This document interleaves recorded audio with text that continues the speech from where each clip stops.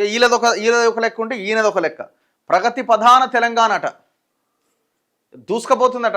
అసలు కనబడతలేదు కంటికి. మెరుపు తీగ వస్తుంది చూసినావా, వచ్చినవా అమ్మ మెరుపు తీగ అన్నట్టు ఆ లెక్కన ఉందట. అంత భయంకరమైన అభివృద్ధి అట. జనాలు అడుగు తీసి అడుగేస్తే డెవలప్మెంటే కనిపిస్తున్నది. ప్రగతి ప్రధాన తెలంగాణ 2047 నాటికి దేశ జీడిపిలో 10% వాటా అందించేలా అడుగులు వేస్తున్నాం. అందుకోసం ఆశీర్వదించండి, అండగా నిలబడండి. రాష్ట్ర ఆవిర్భావ వేడుకల్లో రేవంత్ రెడ్డి పిలుపు. మేము అధికారంలోకి వచ్చే నాటికి రాష్ట్ర ఆర్థిక వ్యవస్థ అస్తవ్యస్తం, తప్పిదాలు సరిదిద్ది గాడిన పెట్టాల్సిన బాధ్యత తమపైన ఉందని వెల్లడి. మేం బాధ్యతలు చేపట్టే నాటికి రాష్ట్ర ఆర్థిక వ్యవస్థ అస్తవ్యస్తమైంది. జరిగిన తప్పిదాలను సరిదిద్ది రాష్ట్రాన్ని గాడిన పెట్టాల్సిన బాధ్యత మా పైన ఉన్నది. ఇది నల్లేరుపై నడక కాదని మాకు తెలుసు. అయినా ప్రజల ఆకాంక్షలనే ప్రజాప్రభుత్వ ఎజెండాగా తెలంగాణ పునర్నిర్మాణం దిశగా ప్రయత్నిస్తూ ముందుకు కదిలాం. ముఖ్యమంత్రి రేవంత్ రెడ్డి ఏం చేశారు మీరు చెప్పండి? మీరు ప్రకటించిన స్కీమ్స్ ఇంప్లిమెంట్ చేయలే. ఫస్ట్ థింగ్ ఏంటంటే ప్రజలు ఆ దిశగా మీరు ఎందుకు మాకు ఈ స్కీమ్ రాలేదు, ఇంప్లిమెంట్ చేయలేదని రోడ్ల మీదకి వచ్చి ఎక్కడైనా అడిగారా? అడపాదడపా ఏదో మీడియా ముందు మాట్లాడినప్పుడు అక్కడో ఇక్కడో అడుగుతున్నారు. మీరు 2047 నాటికి దేశ జీడిపిలో 10% మీరు వాటా అందించాలంటే ప్రజల చేతిలో డబ్బులు ఉండాలి.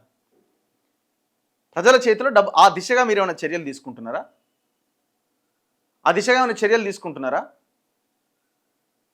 ప్రజలు విద్య వైద్యం మీద ఎక్కువ ఖర్చు పెడుతున్నారు. వాటి మీద ఏమన్నా ప్రభుత్వం ఉచితంగా ప్రభుత్వ విద్యని ప్రభుత్వ వైద్యాన్ని ప్రజలకు అందించి ఆ డబ్బులు ప్రజలకు మిగిల్చి ప్రజలు ఇంకా వాటిని వేరే వాటి మీద ఇన్వెస్ట్ చేసేలాగా మీరు ఏమైనా ప్రయత్నం చేస్తున్నారా? లేదు, జీరో. కేసీఆర్ గదే 7% ఎడ్యుకేషన్ మీద, గదే 4% హెల్త్ మీద. మీరు గదే. ఆయన 6.5 అయితే మీరు 7, ఆయన 3.5 అయితే మీరు 4. బస్. తేడా ఏమున్నది? ఇదే కదా మౌలికమైన అభివృద్ధి అంటే. జరగాల్సిన అభివృద్ధి ఇక్కడే కదా. పోనీ మీరు అన్నారు కదా తప్పిదాలు సరిదిద్ది గాడిన పెట్టాల్సిన బాధ్యత మా పైన ఉంది అంటున్నారు. ఎక్కడ తప్పిదాలు సరిదిద్దిరు చెప్పండి? ఎక్కడ తప్పిదం ఎక్కడ జరిగితే ఎక్కడ సరిదిద్దిరు? వాడు చేసిన తప్పుని వాడిని బెదిరించి బ్లాక్మెయిల్ చేసి వాడిని దారిలోకి తెచ్చుకొని మీరు సగం సగం పంచుకుంటున్నారు. ఈ ప్రభుత్వంలో అది జరుగుతున్నది. జరగట్లేదా? కరప్షన్ ఆగిందా? సరే, కరప్షన్ పూర్తిగా ఆగకపోవచ్చు, అక్కడక్కడ ఉంటుంది. ఏదో 1% 2% అనుకోవచ్చు.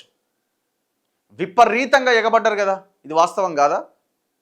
పనికిమాలిన విషయాలని ముందలేసుకొని పనికిమాలినవి అవసరం లేని అసలు ఇప్పుడు దాన్ని ముట్టుకుంటే బగ్గుమంటదనే విషయాలను ముందేసుకొని ఫ్యూచర్ సిటీ, ఉన్న సిటీలకు దిక్కులేదు ఫ్యూచర్ సిటీ అంటున్నారు. మూసి అన్నారు, మంచి నిర్ణయమే. ఎవరి మీద ఎక్కువ పెట్టిరు?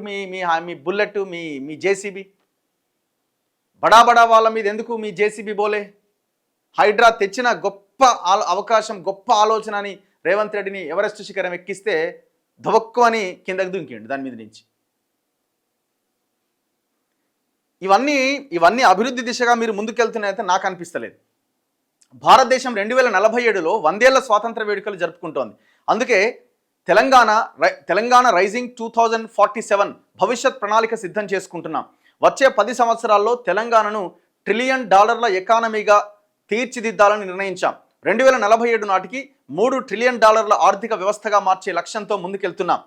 ప్రస్తుతం దేశ జనాభాలో మనం 2.5% ఉన్నాం, కానీ జీడిపిలో మన వాటా 5%. 2047 నాటికి జీడిపిలో 10% అందించే దిశగా రాష్ట్రాన్ని తీర్చిదిద్దాలనే లక్ష్యంతో నూతన పారిశ్రామిక మౌలిక వసతుల పెట్టుబడుల పాలసీలు తీసుకొచ్చాం.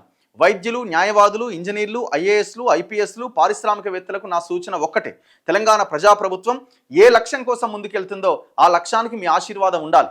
సికింద్రాబాద్లోని పరేడ్ గ్రౌండ్స్లో సోమవారం నిర్వహించిన తెలంగాణ ఆవిర్భావ వేడుకల్లో ముఖ్యమంత్రి రేవంత్ రెడ్డి ప్రసంగించారు. ఐఏఎస్లు, ఐపీఎస్లట వాళ్ళు తెలంగాణ ప్రభుత్వం ఏ లక్ష్యం కోసం ముందుకెళ్తుందో ఆ లక్ష్యం కోసం పనిచేయాలన్నట. అంతా దాదాపుగా అందులో మీ చుట్టూ ఉన్న బ్యాచ్ల్లోనే దొంగలు తయారయ్యారు. భూముల కబ్జాలలో ఆరితేరిపోయారు. ప్రమోషన్లు కావాలని కాలు మొక్కుతున్నారు. ఇది పరిపాలన కాదు. అసలు ఇది పరిపాలనే కాదు. ఇది ఒక చేంజ్ తీసుకురావాలి అనే ప్రయత్నం చేస్తే ఆ చేంజ్ దిశగా మీ అడుగులు పడట్లే. ప్రజలు ఊహించినది, ప్రజలు ఆలోచించిన దానికి పూర్తి భిన్నంగా ఉన్నది మీ పరిపాలన. దయచేసి ఇప్పటికైనా మేల్కొనే ప్రయత్నం చేయండి. ఇంకా 3 ఏళ్ల సమయం ఉన్నది. నన్ను ఘోషణ ఏం రాదు, తీసినా ఏం రాదు అని మాట్లాడితే ఉపయోగం లేదు. ఒక్కసారి పబ్లిక్ ఒపీనియన్ ఏంటో చూద్దాం. నిన్న రేవంత్ రెడ్డి చేసిన వ్యాఖ్యల మీద ఈ కాంగ్రెస్ పార్టీలో మొత్తం దోసుక తినడమే. లింగం గౌడ్ కొయ్యాడ. బీఆర్ఎస్ పార్టీలో పనిచేసే కార్యకర్తలారా, మీ కష్టాన్ని శ్రమని దోచుకుని అంతిమంగా కేసీఆర్ కుటుంబమే బాగుపడుతుంది, ఆలోచించండి. అన్న ప్లీజ్ ఫీజు రియంబర్స్మెంట్ స్కాలర్షిప్ల గురించి ఒక్కసారైనా మాట్లాడండి. ఇది ఇది చాలా ఇంపార్టెంట్ కదా. రియంబర్స్మెంట్ రావట్లేదు అంటున్నారు. అసలు ఫస్ట్ ఇన్వెస్ట్ చేయాల్సింది అక్కడ, ఎలాంటి బకాయిలు లేకుండా విద్యార్థులను ఇబ్బంది పెట్టకుండా చేయాల్సింది అక్కడ. బీఆర్ఎస్ 1000 times బెటర్ అట. ఇక అది అంతకంటే దారుణం లేదు. ఒకవేళ బీఆర్ఎస్ఏ బెటర్ అని అనుకుంటే అంతకంటే దారుణం దుర్మార్గం ఇంకొకటి లేదు. ఏ రకంగా బెటర్ అని అనుకుంటాం? ఒకవేళ కేసీఆర్ మూడోసారి గెలిచుంటే మన సిచ్యువేషన్ ఏంటన్నది ఒకసారి ఊహించుకోండి. ఊహకు కూడా అందదు. ఇక ఓడగొట్టిరు కాబట్టి వాళ్ళ పొజిషన్లో ఉన్నారు. సూపర్ అన్న అట. తెలంగాణ ఏం సూపరు? రేవంత్ రెడ్డి సూపరా? ఎవరు సూపరు? తెలంగాణ జాతిపిత జయశంకర్. ఎంతోమంది ఉన్నారండి. జయశంకర్ గారు ఇంకెంతోమంది పోరాటం చేసిన వాళ్ళు ఉన్నారు. రేషన్ కార్డు కూడా ఇవ్వలేదు. కాంగ్రెస్తోనే అన్ని పథకాలు అమలవుతాయి నెమ్మదిగా. మిస్టర్ చైతు అట. ఫామ్ హౌస్ తెలంగాణ పెట్టిందే పెట్టకండి. జాబ్ క్యాలెండర్ అడుగుతున్నారు. Nayak no DA and PRC. Tulasiram garu మీలాంటి జర్నలిస్ట్ లేరు అన్న. ఆల్ ఓవర్ అందరు చాలామంది జర్నలిస్టులు ఉన్నారు, మంచి వాళ్ళు ఉన్నారు, కొట్లాడుతున్న వాళ్ళు చాలామంది ఉన్నారు, లేరనుకోవడానికి వీల్లేదు. What about sarpanch election? Sarpanch election నేను అనుకోవడం జూలైలో ఉండే అవకాశాలు ఎక్కువగా కనబడుతున్నాయి. ఏమన్నా అటు ఇటు అయితే తప్ప నేను అనుకోవడం జూలైలో ఏదేమైనా ఉండే ఛాన్సెస్ ఉన్నాయి. తెలంగాణ కోసం వాళ్ళ జీవితాన్ని త్యాగం చేసిన మారోజు వీరన్న, బెల్లి లలితక్కని ప్రభుత్వం గుర్తించాలి. వాళ్ళ విగ్రహాలు ఏర్పాటు చేయాలి. వాళ్ళ వర్ధంతి జయంతి ప్రభుత్వం జరిపించాలి. కోసినా రాదు అంటే తెలంగాణ డెవలప్మెంట్ ఎలా దూసుకుపోతుంది అన్న? ప్రైవేట్ స్కూళ్ళ ఫీజులు ఆకాశాన్ని అంటున్నాయి. దీనిపై మాట్లాడండి. నేను ఇంతమంది చెప్పింది కూడా అదే. ప్రభుత్వ విద్యని ప్రోత్సహించాలి, ప్రైవేట్ విద్యని కాదు.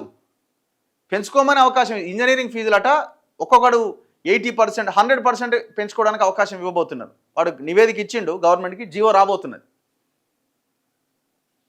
కొత్త పాట రావాలని కోరుకుంటున్నారు. ఏం పాట? ఎక్కడి పాట? రేషన్ కార్డ్, పంచాయత్ సెక్రటరీస్ల ప్రాబ్లమ్స్, రిక్రూట్మెంట్ గురించి అడగండి. మన తెలంగాణను నడిపించే నాయకుడు ఇప్పుడు మనకు కావాలి. కొంతమంది యూట్యూబర్స్ని అరెస్ట్ చేసేదానని బీఆర్ఎస్ టార్గెట్ చేస్తారు. ఏజ్ అయిపోతున్నా జాబ్ క్యాలెండర్ రావట్లేదన్నా please. Assistant professor contract employee issues, Aasara కొత్త పెన్షన్ గురించి మాట్లాడండి. 2000, 4000, 4000, 6000 చేస్తా అన్నారు కదా అన్న. మీ వల్లే హోంగార్డ్ శాలరీస్ వచ్చినాయట. మనం నిన్న మొన్న 2-3 వీడియోలు చేసినాం దాని మీద. ప్రజాపాలనలో రైతులు రైతు భరోసా గోస చుట్టుకుంటున్నది. పాపం మళ్ళీ నాట్లు వేసే సమయం ఆసన్నమైంది. ఇప్పటికీ భరోసా ఊసే లేదు. అన్ని అబద్ధాలే. ఉమ్మడి పాలమూరు జిల్లా నాయకుల గురించి మాట్లాడాలన్నట. భూభారత్ ఎప్పుడు అమలవుతుంది? స్థానిక సంస్థల ఎన్నికల సర్పంచ్లకు కనీస అర్హత 10th లేదా ఇంటర్ ఉండేటట్లు జీవో దేవాలి అన్న. All universities contract employee issues, assistant professors గురించి మాట్లాడండి. బీఆర్ఎస్ దోచుకున్నది ఎక్కువ, హామీలు తక్కువ. కాంగ్రెస్ హామీలు ఎక్కువ, బడ్జెట్స్ ఉన్నా. బీజేపీ హామీలు లేవు, ముందుకు రాదు. మనం ఓటు ఎవరికి వేయాలో ఆలోచించండి.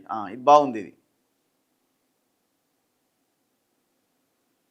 రఘు అన్న, ఇందిరమ్మ ఇండ్ల పైన లిమిటెడ్ తీసేయాలి. కట్టుకునే వారికి ఇబ్బంది అవుతున్నది. అది కూడా పాయింట్. ఎందుకంటే ఆయనకి కొంత ప్లేస్ ఎక్సెస్ ఉందనుకోండి, ఆయన ఏదో 4-5 డబ్బులు ఆడో ఇడో అప్పో దేశం కొంచెం పెద్దగా కట్టుకోవాలంటే అవకాశం లేదట. 600 SFT లోపే కట్టాల. మెగా డిఎస్సి ఏమైంది? చెత్త సీఎం. తెలంగాణ జాతిపిత, తెలంగాణ అమరవీరుడు మాత్రమే. అవును.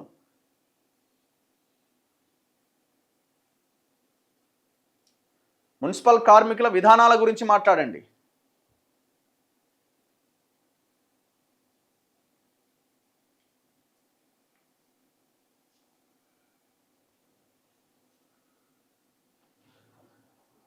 మిల్లా Maggi sexual assault case report వచ్చింది కదా. ఇదే కేసు టీఆర్ఎస్ ప్రభుత్వంలో జరిగి ఉంటే మీలాంటి వాళ్ళు ఏమంటుండే? కేసీఆర్ ఫామ్ హౌస్కి రమ్మని అన్నాడేమో. అట్లా అన్నాం మేము. అన్నటోళ్ళు వేరే వాళ్ళు ఉండొచ్చు, మేము అనం. ఆర్టీసీ విలీనం గురించి మాట్లాడండి. కేసీఆర్ చేసిన అవినీతి దేశాలే రేవంత్ రెడ్డి గారు కూడా చూసి చూడనట్టు వదిలేస్తున్నారు. ఫీల్డ్ అసిస్టెంట్ల రెగ్యులరైజేషన్ గురించి మాట్లాడండి. అన్ని సమస్యలే తెలంగాణలో. విపరీతమైన సమస్యలతోని తెలంగాణ సతమతమవుతున్నది. రేవంత్ రెడ్డి ఏమైనా ముందు పడేస్తాడేమంటే అది కూడా గంతే ఉన్నది. ఇక బీజేపీ వాళ్ళు ఏమైనా మాట్లాడతారేమంటే వాళ్ళది ఇక వాళ్ళ లెక్క మామూలుగా లేదు. కాంగ్రెస్ల కంటే ఎక్కువ కుమ్ములాటలు అలానే ఉన్నాయి. తన్నుగా వస్తున్నారు ఒకరి మీద ఒకరు.